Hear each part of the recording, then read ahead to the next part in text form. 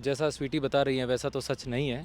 उनके द्वारा जितने भी जो आरोप लगाए जा रहे हैं वो सब बेबुनियाद हैं। दूसरी बात ये है कि सीसीटीवी फुटेज को एडिट करने का जो बोला गया है उसमें साफ-साफ दिख रहा है कि वो 1 डेढ़ मिनट की वीडियो है, उसको क्या ही एडिट करेंगे। जो उसमें साफ-साफ दिख रहा है कि वो एकदम अपने चेयर से उठी है और उन्होंने सीधा उनके ऊपर अटैक किया है। कि अगर उनका लड़कों में इंटरेस्ट है तो ये सब चीज़ें आज ही क्यों उजागर हो रही हैं?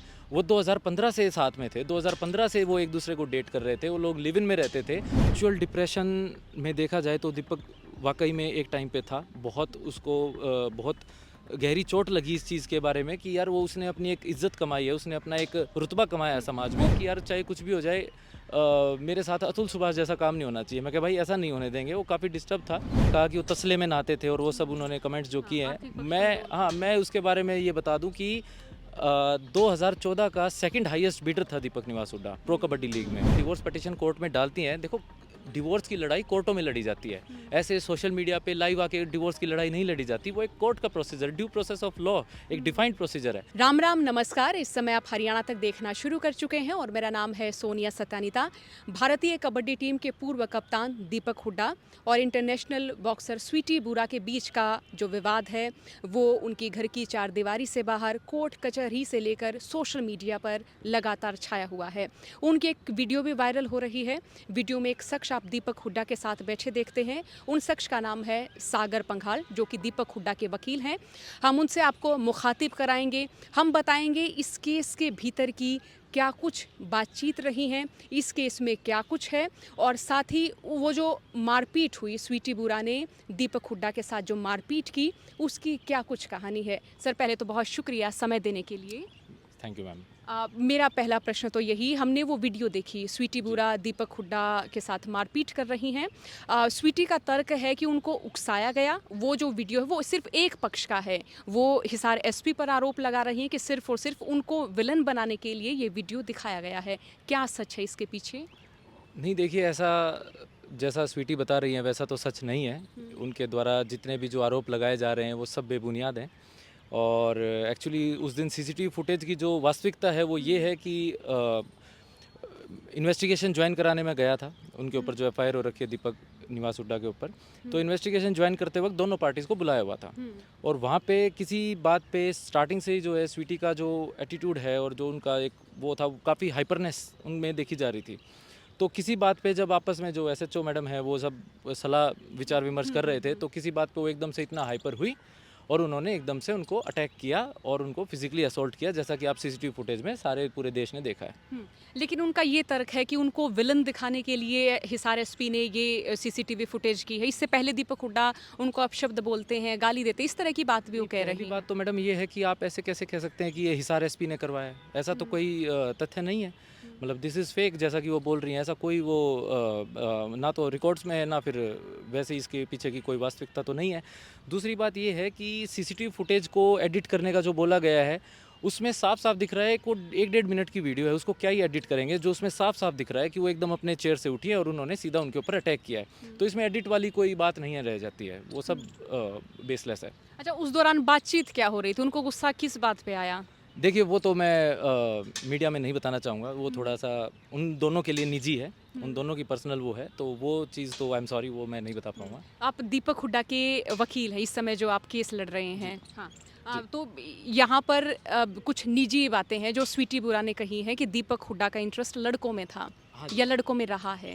नहीं देखिए, उसके लिए तो मैडम अगेन वो उनका पर्सनल वो है, बट मैं इस चीज़ में as a third reasonable prudent person मैं एक बात ज़रूर कहना चाहूँगा कि अगर उनका लड़कों में इंटरेस्ट है तो ये सब चीज़ें आज ही क्यों उजागर हो रही हैं? वो 2015 से साथ में थे, 2015 से वो एक दूसरे को डेट कर रहे थे, वो लोग लिव इन में रहते थे। उनको 7 साल तक उन्होंने एक दूसरे को डेट किया, फिर उनकी शादी हुई। शादी को भी अब 2 ढाई साल, 7 जुलाई 2022 को शादी हुई, अभी इतना भी टाइम हो गया। उनको आज तक ऐसा कभी प्रतीत नहीं हुआ कि इनका लड़कों में इंटरेस्ट है, लेकिन जैसे ही ना ये चीज़ किसी कंप्लेंट में लिखी गई, ना एफआईआर में लिखी गई, ना किसी भी तरह के बयान में लिखी गई, लेकिन जैसे ही सीसीटीवी फुटेज वायरल होती है उसके अगले ही दिन वो इंस्टाग्राम पे लाइव आके बोलती हैं कि दीपक का लड़कों में इंटरेस्ट है। तो मैडम ये कुछ नहीं है, ये आफ्टर थॉट्स हैं। ये सिर्फ और सिर्फ दीपक की रेपुटेशन को, उनकी गरिमा को चोट पहुंचाने की कोशिश की जा रही है, उनकी रेपुटेशन को गिराने की कोशिश की जा रही है। अगला एक सोशल मीडिया स्टार है, कबड्डी का नेशनल कैप्टन रहा है, अर्जुन अवार्डी रहे हैं, अभी महम विधानसभा से बीजेपी के कैंडिडेट रहे हैं, उन्होंने चुनाव लड़ा है और एक बहुत ही एक हाई प्रोफाइल स्टेटस वाला जो है वो उन्होंने खिलाड़ी रहे हैं और उन्होंने मेहनत करके यहाँ तक इस मुकाम तक पहुँचे हैं वो।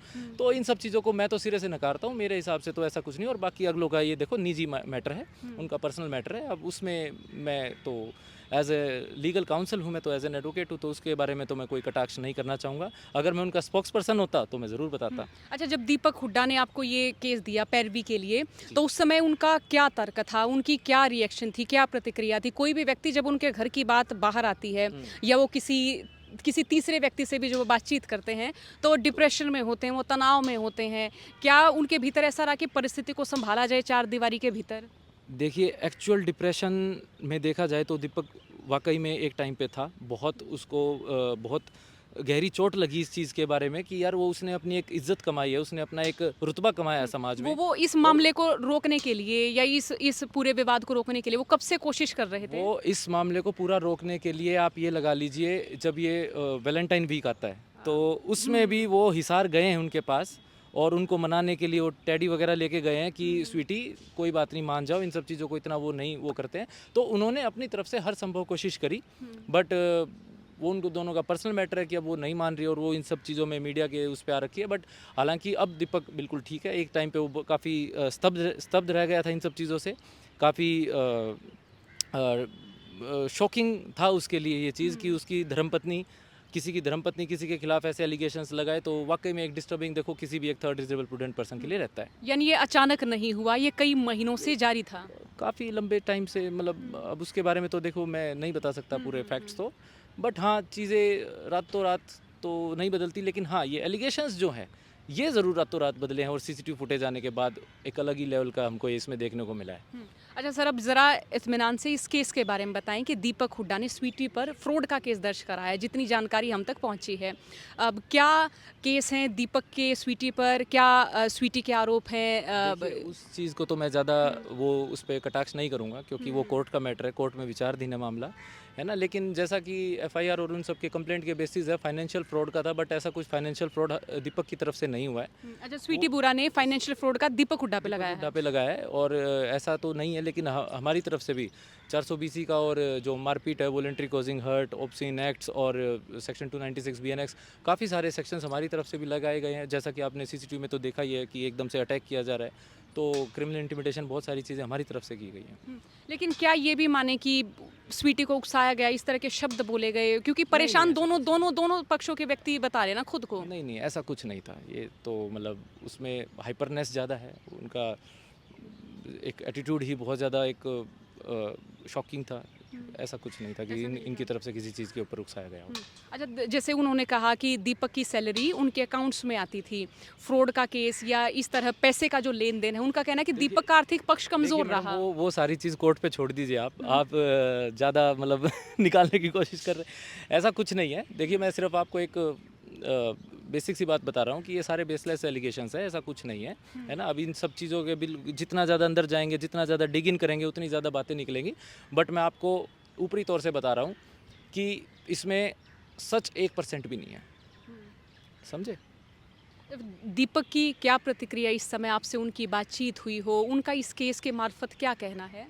दीपक का एक ही है कि काफ़ी दुखी था, काफ़ी मतलब शॉक्ड है कि यार जिस लड़की से उन्होंने इतनी मोहब्बत करी वही उनके लिए ऐसे एलिगेशंस लगा रही है, तो एक तरह से काफ़ी डिस्टर्बेंस हो जाता है किसी भी आदमी के लिए। बट दीपक के दोस्त उसके साथ हैं, मेरे पास इनफैक्ट कभी रात भर कॉल्स आते हैं, बट हमने पूरी उसके हिम्मत जुटाई है। उसके जो दोस्त हैं वो उसके साथ बिल्कुल हर वक्त मौजूद हैं और उसको पूरा वो अभी वो निजी तौर पे इस चीज़ को रखना चाह रहा है, वो अभी बाहर मीडिया में आके ऐसा कुछ नहीं बयान देना चाह रहा है, and that is I respect, वो उनका पर्सनल डिस्क्रिप्शन है। बट हाँ वही बात है कि एक दिन ये ज़रूर बोल रहा था कि यार चाहे कुछ भी हो जाए, मेरे साथ अतुल सुभाष जैसा काम नहीं होना चाहिए। मैं कहा भाई ऐसा नहीं होने देंगे, वो काफ़ी डिस्टर्ब था। दीपक के आर्थिक पक्ष को लेकर भी सवाल उठाए जा रहे कि जब दीपक की शादी होती है स्वीटी बुरा से, या फिर उससे थोड़े समय पहले की भी बात करूँ कि उनका आर्थिक पक्ष इतना मजबूत नहीं था, तो आपने इस मामले में जितना समझा, जितना देखा, तो क्या ये आरोप सही है? देखिए, दीपक जो है ज़मीन से उठा हुआ आदमी है, उसने ज़मीनी लेवल पे बहुत मेहनत करी है और वहाँ से सफ़र चालू करके आज के दिन इस मुकाम तक पहुँचना वाकई में काबिल तारीफ़ रहता है। बट जैसा स्वीटी बता रही है कि जब वो मिली तो उन्होंने कहा कि वो तसले में नहाते थे और वो सब उन्होंने कमेंट्स जो किए हैं, मैं उसके बारे में ये बता दूं कि 2014 का सेकंड हाईएस्ट बिडर था दीपक निवास हुड्डा प्रो कबड्डी लीग में। तो जो 2014 में उसके जो स्वीटी से मिलने से पहले, एक साल पहले, जो highest bidder pro kabaddi league के रहे हैं, तो मेरे हिसाब से तो एक थर्ड रीजनेबल प्रूडेंट पर्सन ये नहीं सोच सकता कि वो तसले में नहाते होंगे। ये सब आप देखिए, वो सिर्फ एक मीडिया ट्रायल चलाने के लिए या फिर मेरे हिसाब से स्टारडम करने के लिए, स्टारडम पाने के लिए वो सब ये सब कुछ बोल रही है। अदरवाइज ये चीज़ें सारी बेसलेस हैं। सर, स्वीटी का एक सवाल है, वो ये है कि दीपक हुड्डा उनको तलाक क्यों नहीं दे रहे हैं, उसको पैसे नहीं चाहिए। देखिए, तलाक देने के लिए अब हमने कब मना किया है? टू बी वेरी फ्रैंक, अगर वो हमारे पास, मैं ऑन रिकॉर्ड ये बात बोलता हूँ कि हमारे पास आज तक कोई नोटिस किसी भी तरह का अगर वो डिवोर्स पिटीशन कोर्ट में डालती हैं, देखो डिवोर्स की लड़ाई कोर्टों में लड़ी जाती है। ऐसे सोशल मीडिया पे लाइव आके डिवोर्स की लड़ाई नहीं लड़ी जाती, वो एक कोर्ट का procedure, due process of law, एक डिफाइंड प्रोसीजर है। आप कोर्ट में डालिए, हमारे पास नोटिस आएगा, हम उसके ऊपर अपना तर्क देंगे, तो यही होगा। लेकिन सोशल मीडिया पे आने से ऐसे तो नहीं होता ना। और रही पैसे की बात, देखिए पैसे की डिमांड स्वीटी बुरा द्वारा की गई है, जो कि मैं नहीं बोल रहा हूँ, वो ऑलरेडी जो महिला थाने में जो कंप्लेंट दी गई है, उस कंप्लेंट में लिखा हुआ है 25 नंबर की एक पूरी की पूरी लिस्ट बनाई गई है। चाहे उसमें आपके सोना चांदी से लेके आपके जो देसी, उसमें कहें तो सूट वगैरह और ये सब लेने देने के वो होते हैं, सब कुछ उसमें रिटर्न है, सब कुछ मैंशनड है। और पूरा एक बहुत लंबा चौड़ा बजट उन्होंने बना के रख रखा है। तो ऐसा नहीं है कि पैसे की डिमांड नहीं की है, प्रॉपर पैसे की डिमांड है, जैसा कि कंप्लेंट्स के द्वारा उसमें लिखा गया है। और रही तलाक देने की बात, तो अगर वो तलाक डालती हैं कोर्ट में, तो हमारे पास नोटिस आएगा, then we will think about it. तो दीपक जो भी हुड्डा, अगर जैसा भी दीपक कहेंगे तो हम उस पर जैसे वो करेंगे, एक्ट करेंगे। थोड़े समय पहले उनका एक बयान था कि वो घर बसाने के पक्ष में है दीपक हुड्डा। जी, अब भी ऐसा? अभी तो देखो चीज़ें बहुत ज़्यादा डिस्टर्ब हो गई हैं। अभी तो उस चीज़ में, अब देखो वो उन दोनों का निजी मामला है, उसमें तो मैं कोई बात नहीं कह सकता ना। अब अगर उनका मन करेगा तो वो करेंगे। देखो हम तो अपना एक काम कर रहे हैं, I am representing him on the legal part, कि उसको कोई भी कानूनी दांव पेच किसी भी चीज़ में आए तो मैं उनके लिए रहूं और उनका वकील उनके लिए रहे। और लेकिन ये उनका साथ रहना नहीं रहना, ये उनका पर्सनल डिस्क्रिप्शन है। लेकिन क्या पंचायतों में या फिर इस तरह से पारिवारिक तौर पे इस मामले को सुलझाने की कोशिश की गई? इस बारे में तो क्योंकि स्वीटी ने लाइव में आके कहा है कि पंचायतें हुई थी और इस तरह से कोशिश की गई थी कि वो मान जाएं या वो समझ जाएं कि उनके साथ मारपीट ना करें। स्वीटी ने कहा कि वो जब चाय पीती थी तब भी दीपक हुड्डा अगर आवाज़ आती थोड़ी सी तो मारपीट कर देते देखिए थे। मैडम, ये क्या सच है? मैं इसमें लीगल पार्ट से हटा के मैं अपना पर्सनल वो बता रहा हूँ। ये मेरा पर्सनल कमेंट है कि मुझे नहीं लगता कि अगर कोई भी एक रीजनेबल मैन जो होता है, वो किसी पे चाय की चुस्की पे आवाज़ आने पे अगर किसी को इतना मारता है कि वो बेहोश हो जाता है, तो ये बात तो देखो जमने वाली नहीं है। दीपक हुड्डा एक सेलिब्रिटी है, एक सोशल मीडिया स्टार है, एक अर्जुन अवार्डी रहा है, एक हाई प्रोफाइल बंदा है।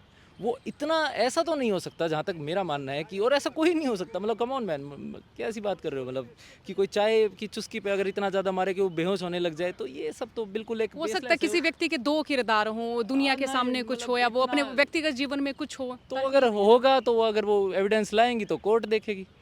अगर वो ऐसा कह रही हैं और वो इन सब चीज़ों की बता रही है कि उनके पास जो वीडियोस हैं, जो भी है, वो अगर वो कोर्ट में पेश करेंगी तो कोर्ट डिसाइड करेगी उसमें। ना तो हम कुछ बोलने वाले होते, ना को। दीपक हुड्डा का भी कहना रहा कि उनके साथ भी मारपीट हुई।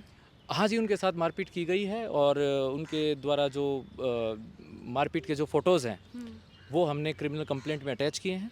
और वो पुलिस वालों के पास जो हम बयान लिखवाए, जब इन्वेस्टिगेशन ज्वाइन कराए, तब सारी चीज़ों में पुलिस के पास सारे पिक्चर, सारे दस्तावेज, सारे अकाउंट स्टेटमेंट, सब कुछ on record, return and given है। सर, एक सवाल और, अगर आप इसका उत्तर देने में सहज महसूस करें तो ज़रूर बताइएगा। ये भी बीच बीच में एक फैक्ट आया कि स्वीटी बुरा इलेक्शन लड़ना चाहती थी, उनको टिकट नहीं मिला, दीपक हुड्डा को टिकट मिल गया और वो हार भी गई चुनाव। तो क्या यहाँ से उनकी अनबन की शुरुआत हुई थी? देखिए मैडम, वो चुनाव लड़ना चाहती थी, नहीं लड़ना चाहती थी, ये तो हमसे ज़्यादा आप पत्रकारों से बेहतर कौन जान सकता है।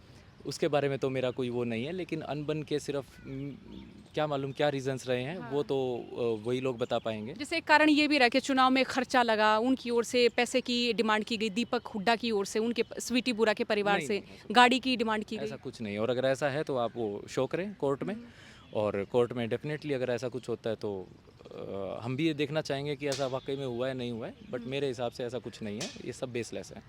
अच्छा, जैसे हम अपने समाज में, हरियाणवी समाज में ख़ास तौर पे जब इस तरह की लड़ाई होती है तो हम सबसे पहले बड़ों की ओर देखते हैं, फिर हम देखते हैं कि हमारे कुछ इर्द गिर्द के कुछ व्यक्ति आ जाएं जो खाप से रिलेटेड हों। क्या इस तरह की बातचीत रही, क्या इस तरह की बातचीत हुई, क्या इस तरह की सलाह मशवरे आए आप लोगों तक? जहाँ तक मैं अवेयर हूँ अभी तक तो ऐसा नहीं हुआ है, लेकिन हाँ इतना ज़रूर है, आपके चैनल के माध्यम से ये ज़रूर कहना चाहूँगा कि जो हमारे समाज के या खापों के जो बड़े शाने लोग हैं वो इंटरवीन करें, वो आएँ और इस मुद्दे को दबाएं, क्योंकि ये घर की लड़ाई है, घर तक सीमित रहे या आसपास एक वहाँ तक सीमित रहे तो ठीक है। इसको ऐसे लोगों में जग जाहिर करके इसको और ज़्यादा वो नहीं बनाना चाहिए, राइट। दीपक हुड्डा का व्यवहार, उनकी तरबियत या उनकी बोलचाल वाली शैली, उसको जितना आपने समझा हो, क्या बताना चाहेंगे? मैडम अभी I to go for a meeting, आप थोड़ा ज़्यादा इसको लंबा वो कर रहे हैं। तो बाकी जैसा भी कुछ भी होता है, इसमें कोई भी वो आते हैं तो मैं अगर दीपक जी इसमें अगर कंफर्टेबल हुए तो वो खुद आएंगे और आपके समक्ष सारी बातें रखेंगे, है ना। मैं अभी एक लीगल एस्पेक्ट तक ही रखूं तो मेरे हिसाब से ठीक रहेगा। सर, बहुत शुक्रिया बातचीत के लिए। तो ये बातचीत आपने सुनी। अब केस में क्या हो रहा है, क्या चल रहा है, क्या आरोप और क्या प्रत्यारोप रहे और लीगली तौर पर ये कहाँ तक पहुँचे पूरा मामला, ये आपने सुना, ये आपने जाना। आगे जो भी अपडेट रहेंगी दीपक हुड्डा की ओर से, स्वीटी बुरा की ओर से या फिर वकील साहब की ओर से, वो भी आप तमाम दर्शकों तक पहुँचाई जाएंगी। बातचीत को सुनने के लिए आप सभी का बहुत बहुत शुक्रिया।